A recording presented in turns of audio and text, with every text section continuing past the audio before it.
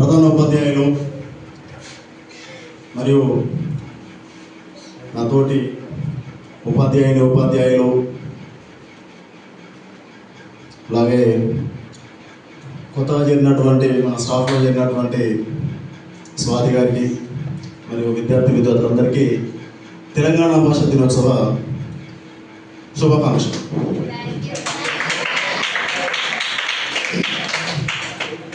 ఈ సందర్భంగా మనము కేవలం కాళోజీ గారి గురించి మాత్రమే కాకుండా ఇంకొక రెండు విషయాలు చెప్పుకోవాలి. కాళోజీ గారు వెలుగులోకి వచ్చినటువంటిది మరీ ఎక్కువగా అంటే ఆయన యొక్క ప్రాంతీయవాదం, ప్రత్యేక తెలంగాణ రాష్ట్రం కావాలనేటువంటి ఒక పెద్ద లక్ష్యంతో ఆయన తన యొక్క కవితను ఆయుధంగా వాడి నాయకుల్ని, అధికారుల్ని, ప్రజలందరినీ కూడా ఉద్యమంలో ఉరికించినటువంటి వ్యక్తి. అప్పుడు ఉద్యమంలో రెండు జిల్లాలు, ఒకటి వరంగల్ జిల్లా, రెండోది కరీంనగర్ జిల్లా. వరంగల్ జిల్లా మేధావులకు, కళాకారులకు, కవులకు ఒక పెద్ద వేదిక అయితే, తెలంగాణ ఉద్యమానికి సిద్ధాంతాన్ని అందిస్తే రాజకీయ వేదికగా కరీంనగర్ నిలిచింది. ఇక్కడ నుంచి సిద్ధాంతం స్టార్ట్ అయితే దాని ఇంప్లిమెంటేషన్ అంతా కరీంనగర్లో. తెలంగాణలో ఉన్న 10 జిల్లాలకు తెలంగాణ ఉద్యమాన్ని వ్యాప్తి చేయడానికి ఈ 2 జిల్లాలు మాత్రమే ఎక్కువగా భూమికను పోషించినాయి. ఇంకా మరి చెప్పుకుంటే వరంగల్ జిల్లా తెలంగాణ ఉద్యమంలో చాలా గొప్ప పాత్ర. 1969లోనే 1969లో మన కాకతీయ యూనివర్సిటీ విద్యార్థులు, ప్రొఫెసర్స్ తెలంగాణకు జరుగుతున్నటువంటి అన్యాయాన్ని ఎదిరించి మాట్లాడడం కోసము వీళ్ళేం పోరాటం ఏమీ లేదు, జస్ట్ ర్యాలీ తీసింది. మామూలుగా మనం ర్యాలీ తీస్తాం కదా, సైలెన్సర్, అట్లా ర్యాలీ తీస్తున్నందుకు ఆనాడు ఉన్నటువంటి ఆంధ్ర ప్రభుత్వము సుమారు 300 పైచిలుకు మంది విద్యార్థుల్ని కాల్చి చంపేసిన రోడ్డు మీద. అట్లాంటి ఘాతుకం నుంచి మనం 2014లో బయటపడ్డాం. ఆ బయటపడడానికి ప్రధాన భూమిక అయినటువంటి వాళ్ళు ఇద్దరు. ఆ ఇద్దరు మన ఈ వరంగల్ జిల్లా ప్రాంతం వాళ్ళే. ఒకరు తెలంగాణ ఉద్యమానికి సిద్ధాంతాన్ని రూపొందిస్తే, ఇంకొకరు తెలంగాణ ఉద్యమానికి భూమితో నిర్మించినటువంటి వ్యక్తి. వాళ్ళిద్దరు, ఒకరు తెలంగాణ సిద్ధాంతకర్త ప్రొఫెసర్ జయశంకర్ గారు, రెండవది ప్రజాకవి కాళోజీ నారాయణరావు గారు.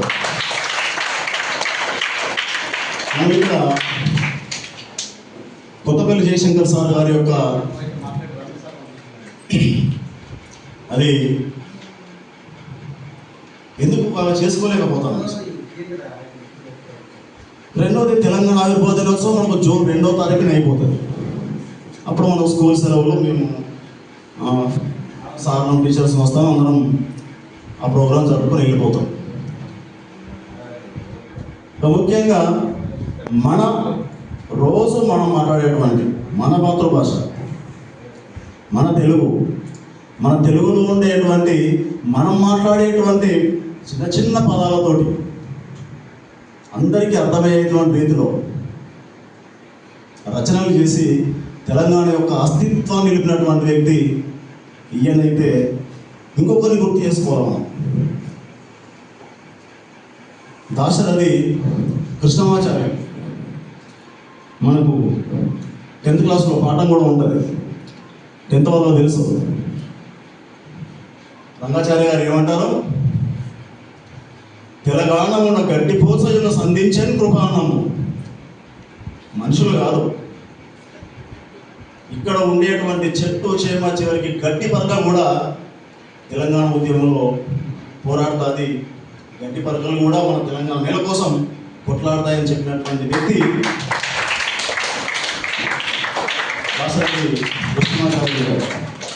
ఇలాంటి గొప్ప గొప్ప కవులు ఇప్పుడు మనం తెలుగు చదవడమే చాలా కష్టంగా ఉంది. కానీ ఒకప్పుడు ప్రతి రాజ్యంలో ప్రతి రాజ్యంలో తెలుగు కవులది మాత్రమే రాజరికం, తెలుగు పండితులు చెప్పినటువంటిది మాత్రం వినేటువంటి వాళ్ళు, వాళ్ళ ఆప్షన్లతోటే రాజ్యాలు నడిచేటువంటివి, ఆస్థాన కవులు ఉండేటువంటి వాళ్ళు రాజు దగ్గరనే ఉండేటువంటి వాళ్ళు.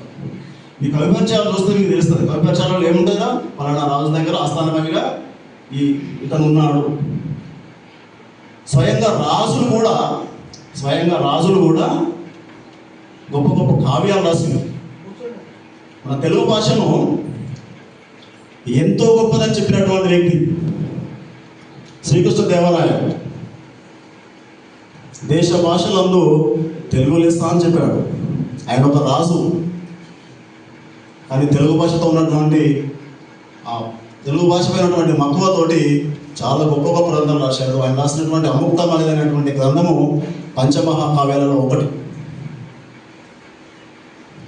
మన తెలంగాణ విషయానికి వస్తే, తెలంగాణ భాష విషయానికి వస్తే, తెలంగాణలో ఎంత గొప్ప కవులు అంటే ప్రజలకు ఉపయోగపడేటువంటి భాషలో, ప్రజలకు అర్థమయ్యేటువంటి భాషలో, ప్రజా సమస్యలను తీసుకొని సుమారుగా 11వ శతాబ్దం ముందు నుంచి కూడా ఇక్కడ శాసనాల రూపంలో అయితేంది, కవులైతేంది, కావ్యాలు రాసినటువంటి వ్యక్తులు స్వచ్ఛందంగా ఎలాంటి అనువాద గ్రంథాల నుంచి, సంస్కృత గ్రంథాల నుంచి తీసుకోకుండా ప్రజలలో నుంచి కవిత్వాన్ని, కథను తీసుకొని సొంతగా కావ్యాలు నిర్మించినటువంటి నేల మన ఈ తెలంగాణ. ఎక్కడో భారతంలోనో ఏదో రామాయణంలో కథలు తీసుకొని మనం రాయలే, ప్రజల్లో నుంచి వెళ్ళే కథానాయకులను తీసుకొని రాసినటువంటి వ్యక్తులు మన తెలుగు ప్రాంతం వాళ్ళు.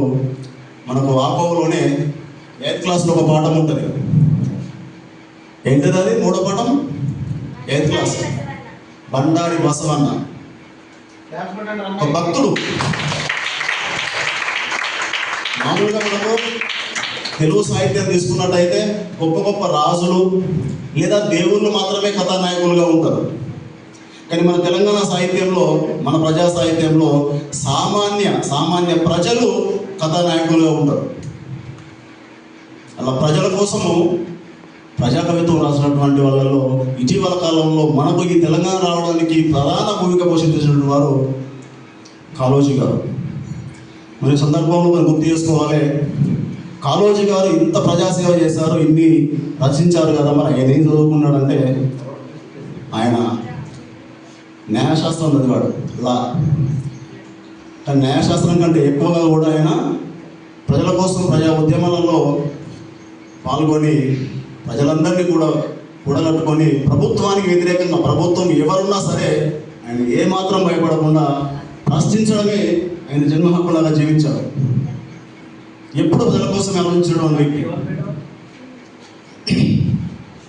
సో ఇవాళ ఇది ఆయన యొక్క 111వ జన్మదినం. 111వ జన్మదినం. తెలంగాణ వచ్చిన వెంటనే 2014లో తెలంగాణ వస్తే అప్పటికప్పుడు వెంటనే ప్రకటించారు. 2015లో ఆయన యొక్క శతాబ్ది ఉత్సవాలు తెలంగాణ వచ్చిన తర్వాత మొట్టమొదటిసారిగా జరపడం జరిగింది. అప్పటి నుంచి తెలంగాణలో కవులని, కళాకారుల్ని సన్మానిస్తూ ఆయన పేరు మీద అవార్డులు కూడా ఇవ్వడం జరుగుతూ ఉంది ప్రతి సంవత్సరం. చోట్ల వివిధ సాంస్కృతిక కార్యక్రమాలు ఏర్పాటు చేస్తూ ప్రభుత్వము అధికారికంగా ప్రతి సంస్థలో ఆయన యొక్క జయంతిని జరపాలనేటువంటి ఉత్తర్వులు ఇప్పటికీ 11 ఏళ్ళుగా అవి అమలవుతూనే వస్తూ ఉన్నాయి. అట్లే పోతే ఇప్పుడు చాలామంది అంటే తెలంగాణ వాళ్ళు అంటే మిగతా వాళ్ళను ఓర్వరు అనేటువంటి ఒకటి ఉన్నది. ఎందుకంటే ఆంధ్రాలో కొట్టినాం కదా మనం, కానీ తప్పు. మరి ఈయనకు మనం ఇంత గౌరవిస్తున్నాం కదా, మన తెలంగాణ భాషకు మూలంగా మనం చెప్పుకుంటున్నాం కదా, మరి ఈయన ఇక్కడ మన ప్రాంతంలో జన్మించిన వ్యక్తి కాదు. ఈయన ఎక్కడో కర్ణాటకలో జన్మించి ఇక్కడికి వాళ్ళ ఫాదర్స్ ద్వారా, వాళ్ళ పూర్వీకుల ద్వారా ఇక్కడికి నివాసం వచ్చినటువంటి వ్యక్తులు. మరి వాళ్ళని మన వల్ల చూసుకుంటున్నాం. ఇక్కడ నుంచి వాళ్ళు దోసుకుపోవడం కోసం రాలేదు, మన లోపల భాగమే జీవించడం కోసం వచ్చిన వాళ్ళు. మన కోసం కొట్లాడేళ్ళు, మన అస్తిత్వం కోసం, మన ఉనికి కోసం జీవితాంతం పోరాడేళ్ళు. అంటే మనలో భాగమైనటువంటి వాళ్ళను మనం ఎప్పుడూ దూరం చేసుకోము. మన నుంచి దోసుకుపోయేటువంటి వాళ్ళను మాత్రము సందర్భంలో కాళోజీ గారు అంటాడు, తెలంగాణను మోసం చేస్తే ప్రాంతేతరుడు అయితే వేరే ప్రాంతం వాడైతే వాడిని ప్రాంతం దాకా తరిగికొడదాం. అదే మనోడు మన ప్రాంతం వాడు మనల్ని మోసం చేస్తే వాడిని ఈ ప్రాంతంలోనే బొంద పెడదాం అన్నాడు కాళోజీ గారు. ఎవరిని కూడా వదిలిపెట్టలే. పెద్ద పెద్ద వేదికల పైన ఎంతోమంది నాయకులు ఉండేటువంటి సందర్భంలో ఎవరికి భయపడకుండా మీరు కనుక మన ప్రాంతం వారిని మోసం చేస్తే ఈ ప్రజలు మిమ్మల్ని ఇక్కడిని పొంద పెడతారని చెప్పేసి ఏమాత్రం జంకు లేకుండా చెప్పినటువంటి వ్యక్తి కాళోజీ నారాయణరావు గారు. సో ఆయన యొక్క జన్మదిన సందర్భంగా తెలంగాణ భాష దినోత్సవం జరుపుకోవడం అనేటువంటిది చాలా అందరం గర్వించదగ్గ విషయము, చాలా గొప్ప విషయం. నిజానికి ఇలా బాగా రాసుకున్నా కానీ ఇది